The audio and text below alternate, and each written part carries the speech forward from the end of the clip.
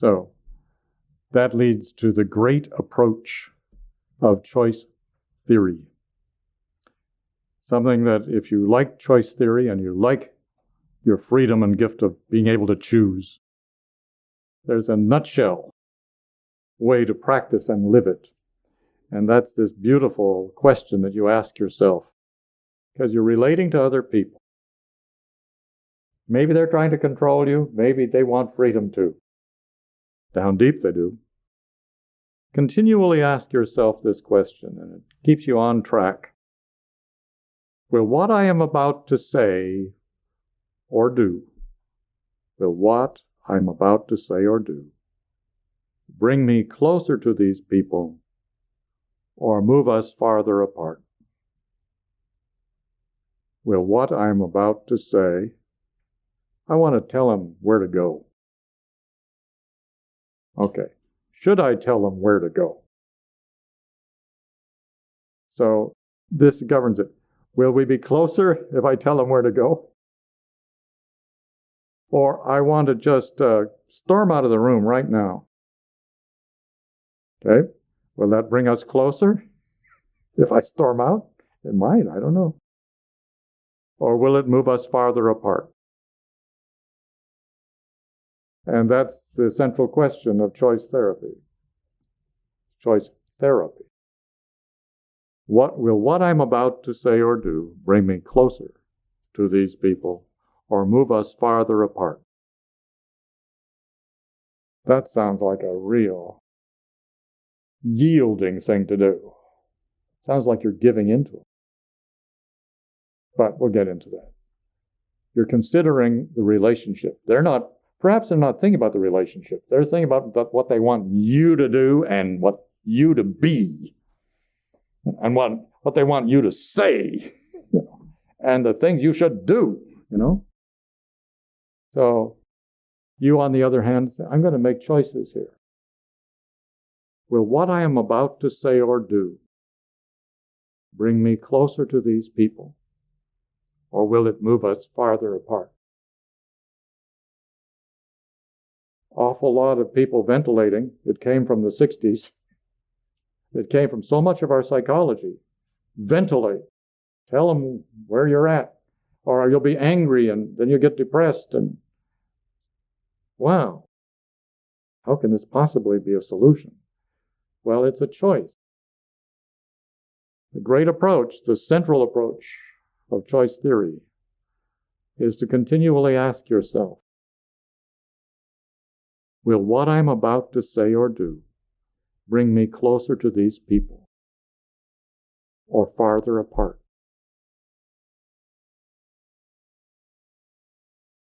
Because a lot of people get so estranged. So let's play with this, and maybe it'll be productive. We'll find out.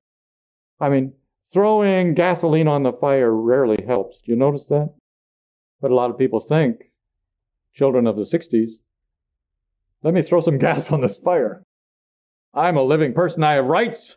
I have feelings. I'm going to say this. Then they think, you're a nut. Probably. Don't need you in my life, They don't say, oh, poor you, let me love you and serve you more. They think, let me get out of here. Sometimes it's necessary to, it's always necessary to choose, he would say. You're choosing. You don't want to choose to give in to this person. You're not choosing, how may I yield to this person? You're choosing now, will what I am about to say or do bring me closer to these people or move us farther apart? So I'd like you to do a series of contemplations. I'd like you to think of a family event, especially families. They all shout and scream at one another. And in thinking of a family event, I'd like you to pick one or imagine one, but chances are you can pick one. I'd like you to rethink it. Just think of that family event when things happened that caused some misery. And think of your part in it, especially if you can think of you being directly involved in it. Reconsider now. Did I say or do things that made us move farther apart? Or did I say or do things that helped us come closer? So pick a family event, consider what you did. Did it help you get closer or farther apart? And consider what could I have said or done that would help bring us closer? What could I have chosen to do? So family event, considering this all-important question of choice theory, what I am about to say, will what I'm about to say or do bring me closer to these people or move us farther apart? Think of a family event, if you will.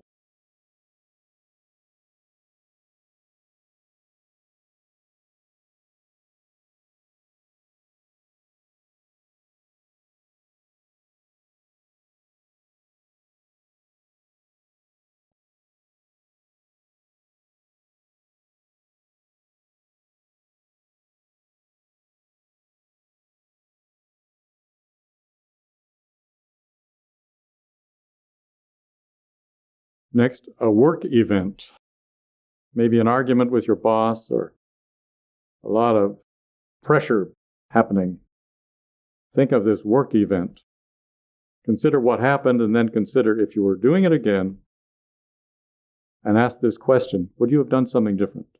So you're thinking of the boss and the issue. What did you do? What did happen?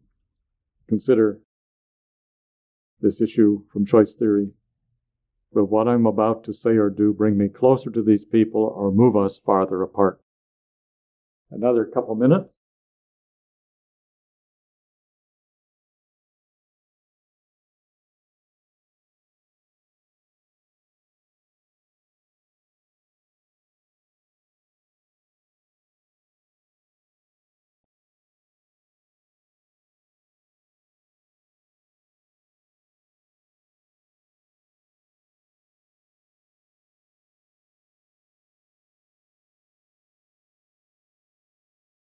Okay. Now, think of a problem person outside of family or work. Problem person outside of family or work that you're relating to. Think of what happened and then think how this question might have changed what you did. Will what I'm about to say or do bring me closer to these people or this person or move us farther apart? Thinking of a problem person outside of family and work.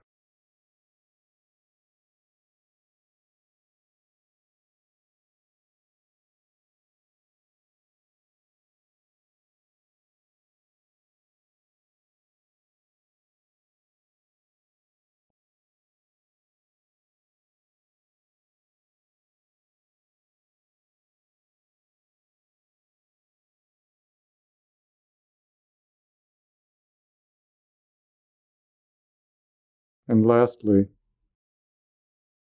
think of an event you and a friend went through. You and a friend. And do the same practice.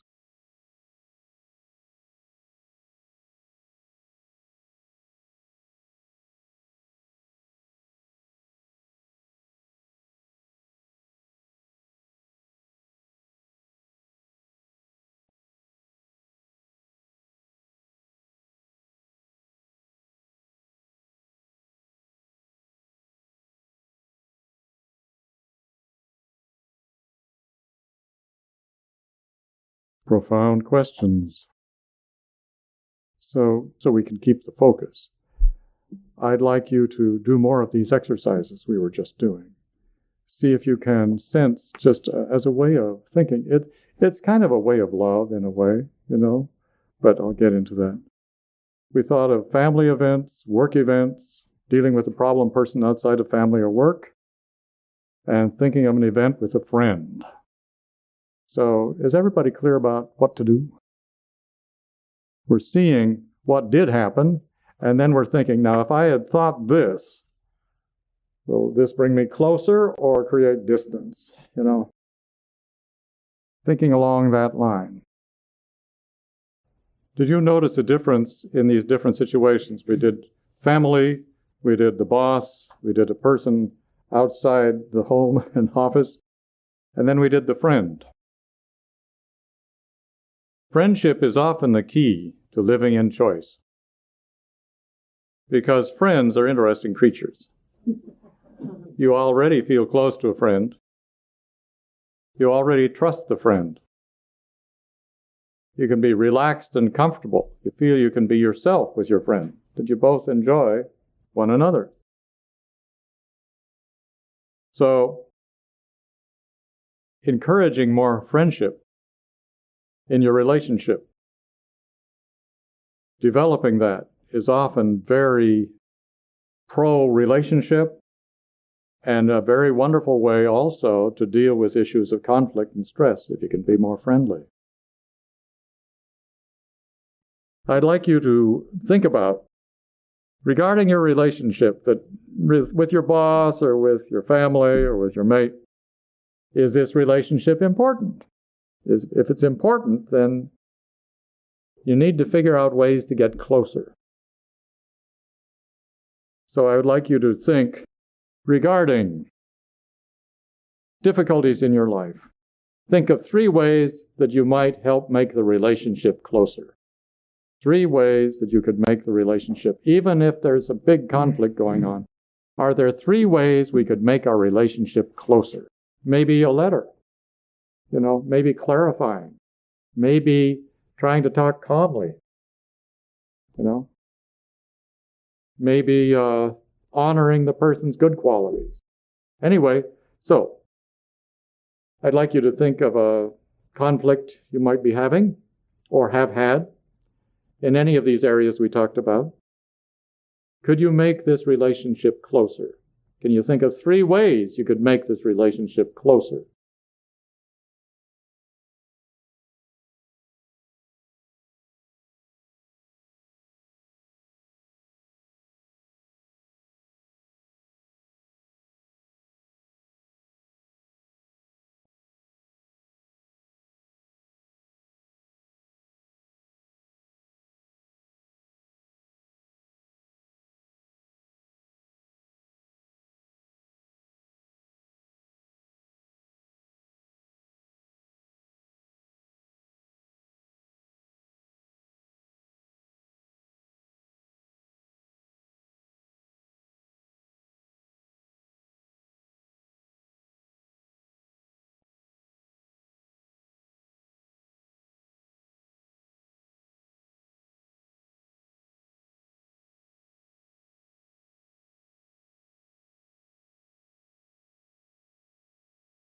Could you shout out some of the ways you could make a relationship closer? Just zing it in. More patience. Okay? Forgiveness. Listening more. Appreciation. Doing an activity that they enjoy doing. Doing an activity they enjoy doing together. Yes. RP. Sense the soul. Don't criticize. Clear communication. Yeah, you got it. Okay. Now, you've all experienced this. There's also the possibility in a relationship of distancing, making you and the person with whom you're in conflict farther apart. I'd like you to think of 3 ways that you could increase the distancing and may have used. 3 ways you can increase distancing and making the problem worse, and go on and on and on. 3 ways you can increase the distancing.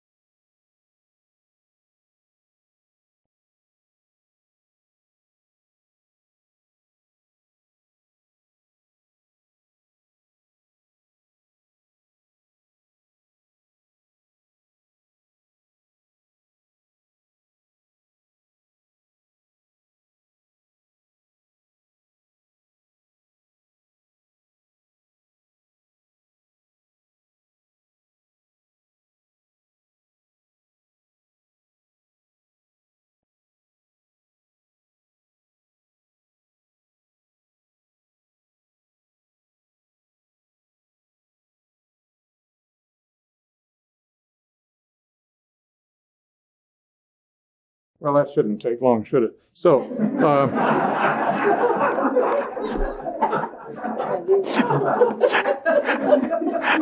So, sing them out. How do you increase distance? Anger, lying, judging. Don't talk. Lying. Don't talk. What? Silence. Avoidance. Criticizing. Spewing. What? Blaming. Speaking harshly. Bravo, gang. Okay. So Glasser is doing fine. You know, he's successful. Internal. He helps people fix their lives. I could say he is a fixer of lives, but he's, oh no, I don't fix anybody's life. I give them choices. I show them they have choices by which to fix their lives. This empowerer. Then his son won't do his homework. And his son is just misbehaving and not doing what he's supposed to do, not doing his part, and is quite defiant and just could care less about school and assignments and homework. So now, like preachers and psychologists and others who are trying to show the way, now he's got a direct problem in his home. This kid, he doesn't realize he's got to get these grades and go to school and have a way better life, and you know. So, being a person who invented choice therapy, he said, you know, son, our relationship is more important. I'm not going to add distance and make you hate me in my house, you know, or fear me. You're part of this family. Our relationship is what counts. And I love you, and that's what counts. Oh, I'd like you to do your homework. Oh, of course it works. No. But just gradually, with the son feeling the relationship was important and his dad cared, and that the relationship was the most important thing to his dad and to him, he began to choose a more constructive lifestyle, the son did. So it's quite fascinating. In most relationships other than friendship, someone is trying to judge and control the other, while the one who's being judged and controlled resists and resents it. That's in most relationships other than friendships. It's wonderful to have a boss who empowers you, or a mom or dad who empowers you, instead of trying to control you the way of the world, to control you till you perform what you're supposed to perform. So offices and homes are often places of resentment, where somebody's trying to do control. And that's an unpleasant way to live, and there's an awful lot of misery in our world because somebody has the idea that they know better what's right for you, and it's their job to enforce that upon you. That's crazy thinking. It means that we don't give anybody else's life equality with our own. Our life and our view is supreme.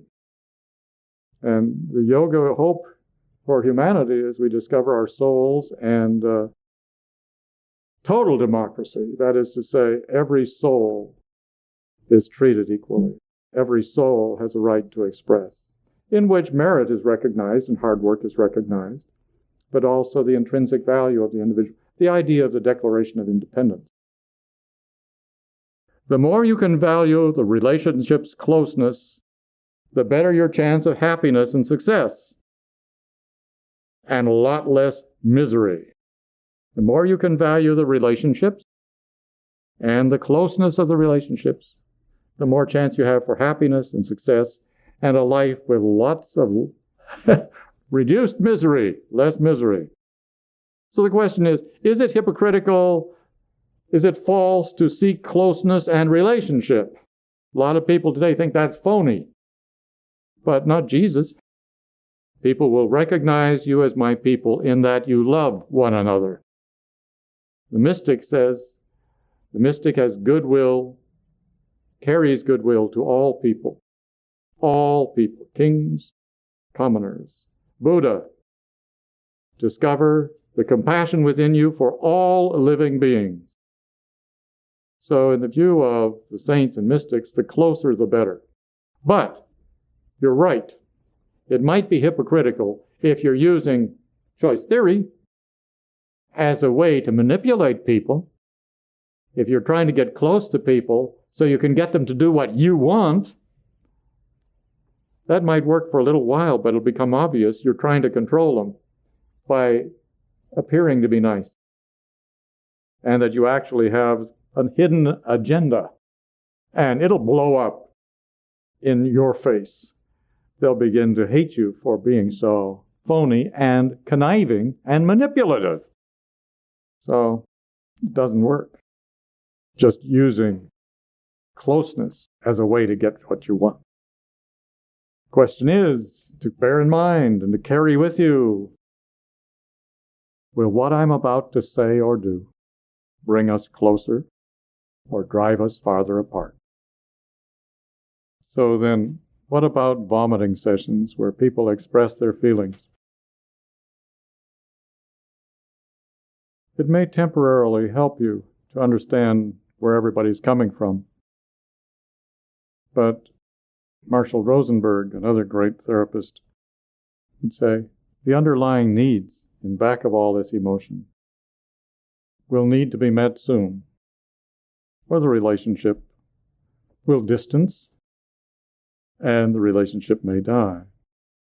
So I suppose it's okay to do vomiting sessions if you mutually agree to it, providing there's a goal of understanding the underlying needs here, what you need, what I need. And Marshall used to sit at tables between people who were killing one another generation after generation for 100 years or more. He got them to sit at the table, this end and that end, and tell one another their needs and explore how they might meet their needs. And these tribes, for example, that had been killing one another for over 100 years didn't need to kill one another once they understood what the other person needed and why they were acting the way they were based on their needs. Needs have to be met. So, I thought I'd just open myself to Q&A. What do you think about this? And do you see its usefulness? Yes? I have one question, and this is dealing in my situation, and I know there are others. An illness in a family, Right. where someone has been ill for a long time, and it's Right. the caretaking person. Yes. And I find that the conflict that I'm having is within it's myself, I Right. think. Because you find yourself sometimes resenting or feeling sorry for yourself that you're in this situation, that you planned your life differently, and you get, things are not working out, your desires are not being fulfilled. But I think the way I'm looking at this, is the conflict is I'm not getting along. My relationship with myself is the problem. Right. Does that seem reasonable? You could say, okay, you could say instead of I'm upset, you could say, I'm choosing to be upset. I am choosing to, whatever you're choosing to do in terms of feeling, could I make a better choice? Like maybe I have to choose some free time and somebody else comes in. The way your emotional state or the physical state that you're in is a result of choices. So his goal, which you'll hear more and more as the retreat goes on, is, okay, I acknowledge I made choices here, and this is where I'm at. Okay, how can I make a better choice? And I'm free to choose. How can I make, what is a better choice that's more fulfilling and productive and betters the relationship through closeness and does not create distance within myself or between me and that person? So, yeah, you're right. It takes a consciousness that I have a choice here instead of, look what's happened, I have no choice. Yes, you're going to make a choice either where you're going to just yield to it, that's a choice, or you could say, how could I make a better choice here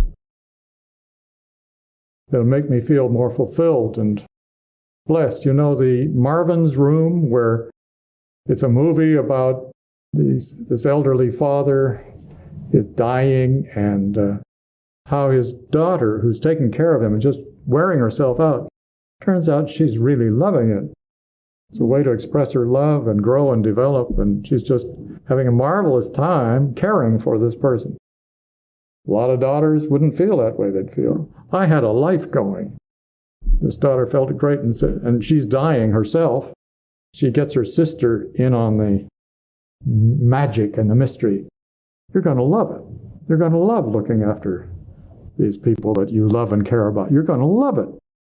And I think it was Meryl Streep who was smoking cigarettes and uncomfortable with the whole thing, and she ends up catching the magic. She chooses to care for her papa and be happy, and her mama too. So, okay. So that's in a nutshell, you know.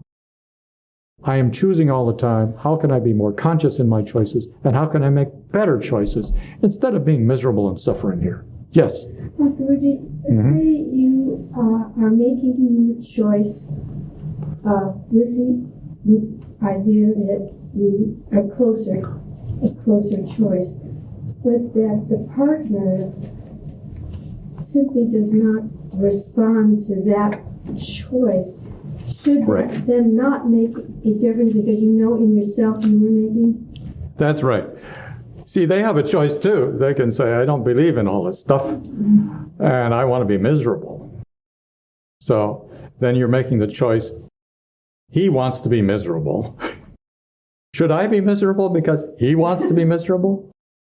I'll make a choice. I think I'll choose not to be miserable. I'll choose to be happy or whatever. This is one of the reasons on morning TV they say it's difficult to marry a depressed person because they kind of want you to be depressed too. And they feel you're being disloyal or not loving them unless you're depressed too. And so the psychiatrists have come to the conclusion on morning TV, don't be depressed. What good are you going? You're going to wipe out your life too? No. Just be happy. Choose to be happy and be happy around them, and it's good for them. It's good for you. And don't feel obligated out of love to be depressed or to tiptoe around the house. You got to have a life. Live, be happy, robust. It's a good thing for the depressed person to see, a different form of behavior. Similarly, when the other person doesn't respond, that's the choice they've made. They don't know usually they've chosen it. They think what mom or dad did 50 years ago should rule their whole life till they die. You know, that's a choice they've made. It's not actually pathology unless you keep reinforcing it, which people tend to do. So just choose. We don't think we have a choice. We think we're victims. We don't have a choice. And he's saying, that's a choice. It's important for you to say, how can I choose a better life? What would that be? And whether they come along or not, at least your life, it's like, it's very disappointing. Lifeguard comes out to save you, and he's grabbing hold of you, and you're floundering, and so both of you drown. That's a very disappointing outcome. Lifeguarding involves being able to get out there safely, and while you're flailing, get behind you and take hold of you and swim you to safety. It'll be a wonderful world when everybody is choosing instead of defaulting on their choices and being part of the havoc of the world, where external control goes on and on for millennia. Yeah. So, well, what about they have big weapons and big horses and big chariots? Just your choice about what you think about that, your attitude about that. Oh, they've got big chariots. Okay, I guess we'll live in submission for many, many centuries here. No, not necessarily. Even, let's say it's overwhelming force and you are an occupied people. Then you choose, okay, how will I choose to live in this occupation? And how will I choose to feel in this occupation? Well, a friend of mine went through World War II. He said, I just became a hater. I just hated the Nazis. I just hated. And he says, I will not do that again. Spend my years hating people. He became a mystic. I'm just not going to spend my time hating and fearing, you know. Who was that? A friend of mine, a mystic, but I don't want to say his name because I felt it was private conversation. Yeah. Okay, yes, To follow on Rashi's question, yes, if if it's a friend and you're doing the best thing to further the relationship, and so if the other person doesn't respond, then then our next choice is we continue, doing the good and let them express how they're going to express, or they're telling us they're done with the relationship. yes. I mean, you make a choice in your response. You can choose the relationship's over. You can choose that too. I mean, you're choosing to have a relationship or not. That takes 2 votes. The relationship may be over. That could be a choice too. Yes. And this is the last question. Okay, so let's say you're dealing with someone that was very badly abused by their parents and Okay. they're psychotic, Yes. and you have to end the relationship. But you love them, so you just let them know that you love them, but it has to end. Right? Yes, and, try to say it in a way that they'll understand. Psychotic people have trouble understanding. Right. You have a right. You have a right as a human that you don't have to be in a relationship. Some you think, I've got parents. These are my parents. Can't have a choice in that. But actually, when you were a soul drifting around looking for parents to be born to, there was a choice made way back then. You chose that couple for particular life lessons. Yeah. So yeah, you don't have to be in a relationship that's destructive. You can choose not to. A lot of people say, but I'm married to him, and it's destructive. Well, you got to think, and this guy would say, when you get to his office, you got to think about your marriage, and you got to think, is there a better choice than just kind of forfeiting your life and being miserable? The woman from Madison County, there's a chapter in there on Madison County. Just as if that woman, the Meryl Streep character, if she'd come to him, what would he advise? And it's a hoot. The whole chapter is such fun because she talks about the Clint Eastwood character coming into my life, and for 4 days I was alive, and now I'm back to being dead.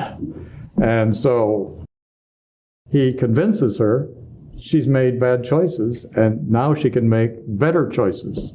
She becomes a school teacher and does something with her life instead of feeling the farm is everything. The farm dominates my life, and it's a miserable life. Anyhow, let's go have a fun life. I just get a kick out of this book that Goridash gave out to his large list at Christmas time. Charging the human battery. The second charge is, you're always only one choice away from changing your life. Your life-changing choice may be to switch careers, to leave an abusive relationship, to go back to school, to stop drinking, to adopt a child, start a business, to lose weight, to start a charity, to name a few. If you have the courage to do so, you can make any one of these choices or others today, and you would change your life. Sometimes it's a different kind of choice. It can be not to quit, to not give up in the face of adversity. We've all been there. Jack Canfield and Mark Victor Hansen received 77 rejections for their idea, Chicken Soup for the Soul. They had to make a decision each time. Should they throw in the towel and say enough is enough, or should they keep trying to pursue their dreams? You know the rest of the story. The 78th publisher said yes, and they went on to sell over 100 million books. So never forget that you are only one choice away from changing your life. Do you have the courage to make it? Beautiful. So, shall we try to avoid the talk and chat about anything? Or shall we plunge in? Should we avoid it? Shall we get in there? Get in there, okay. That's all right. Okay. So very often in life, especially when you do yoga, say, how come this? I'm a yogi now. God and I are pals. How can this happen to me? Or who ordered these rotten karmas? Whence come these karmas? Why do these things happen to me? Because They shouldn't. They're misaddressed. These things are happening to me. Why me? And so very often, if life's rough, one may go to a psychologist. At least one should do something. And very often the psychologists, many of them, will help you find the blockages that you have within you and help you to, for me, to release our blockages. Often they go to childhood. I mean, it seemed impossible to avoid therapists who didn't want to know about a person's childhood, because they say that's where the problem started. Yogis think, no, it was earlier than that, but psychologists, as far as we know, it's where they started. You know, did you begin to feel insecure and afraid when you were a little tiny kid, or did you begin to feel neglected and frightened about abandonment way back then? Anyway, very often psychologists love to know and explore your early relationships and try to repair those, at least have you face them and sense what's going on in me. What are my inner dynamics, and why am I not being so functional or happy? Because that happened a long time ago. But like Jack Chertok was an educational psychologist who was a pal of mine from the yoga center here. And we used to go out and eat from time to time. And his job was finding out where your fixations were in terms of learning. What happened that you don't know how to add? Or maybe you know how to add and subtract, but how is it you can't multiply or divide? You know, he would try to find out where the fixation was, which kind of blocked the whole process, and you can't do any more learning in that area, and you're just guessing, or you say you can't do math or whatever it might be, or you can't spell, you know, maybe a lot of trauma about letters or something, or that your parents were divorcing during some aspect of the learning. Maybe it was math, maybe it was putting one word after another, nouns and verbs. You know, there can be all kinds of things happening that cause us to suddenly arrive at a blockage beyond which it's all chaos and confusion, and we're worried about, it's going to be math class or whatever. Oh, why can't I understand a difference between a noun and a verb or whatever it might be? Or why can't I stand up in front of the class without feeling terribly frightened, you know? Or whatever it might be. So Jack would say, okay, let's find your fixation, your blockage in your learning. And see where it is. You know, you're learning fine, you can do this, this, and this, and beyond this, it's all guesswork and panic. And so let's go back to just before, when you were able to do something in this field. Find out what the fixation or blockage is and help you move then forward. And by the time you discover your educational learning fixation, and you're able to get through that step that you needed that you don't have, then, the joy of learning or being able to read or whatever it might be, you just blossom once that fixation has been removed. And so that was his job, helping people with learning blockages, just like other psychologists help people in terms of relating to people. Very often people can't function well in this world. They lost their ability to trust. Their trust was broken. And he says they have to learn how to trust again. Especially if you're an abused child. If you're abused, then of course you can't trust that person. You want to, but you can't. And so then he says, as do others, Glasser says, you have to accept that, yes, there are some people you can't trust, but the majority you can. And you have to learn as an adult how to trust again. Because you can't have a relationship without trust. So you have to consciously practice checking people out, finding the ones you can trust, and being able to live in trust again. So it's all really good. It's all really good.